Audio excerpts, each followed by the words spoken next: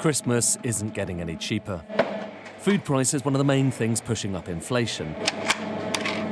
And with places like this farm shop seeing their margins squeezed, there may be more increases to come. Our biggest cost pressure is electricity now, because obviously we've got lots of refrigeration and we're very reliant on electricity. I mean, through the summer, obviously it's very hot, so we're using lots more than normal.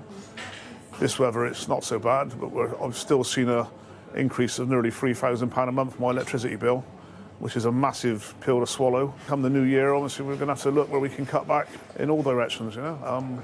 Obviously, fuel is another factor. There's only so much you can put on prices. You know, your customers are all struggling as well. In the face of this inflation, the Bank of England raised interest rates for the 9th successive meeting, a new record, taking them up to 3.5%. When we looked at your previous mortgage... Higher rates are already squeezing those with mortgages. Andy is paying an extra £750 a month. Those that do have a mortgage have got a bit of a double whammy there. They're getting the increase in mortgage rates or base rates, but also much less disposable income in terms of trying to service their other bills or afford the other things that they've got in their life as well.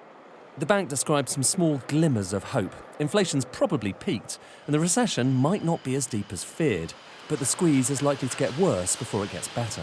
We've had the highest inflation since the 1980s, the biggest increase in interest rates over a year since the 1980s. We've got the most widespread industrial action since the 1980s. It's no coincidence this is all happening at the same time. We're living through a convergent, interlocking set of crises where everyone is getting worse off. But the public sector's point is they are getting worse off quicker than everyone else. Why? Because private sector earnings are rising far faster than those of state workers, something the governor reiterated.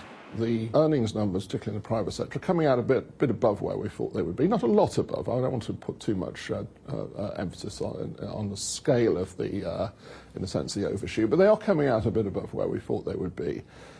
But that is really consistent with the fact that the labour market in this country is so tight. Many of those striking, including these postal workers in Hertfordshire, say it's unfair that their real earnings are falling back. The government argues that to give them higher pay would risk letting inflation get out of control. This argument is likely to rage all the way to Christmas and beyond. Ed Conway, Sky News.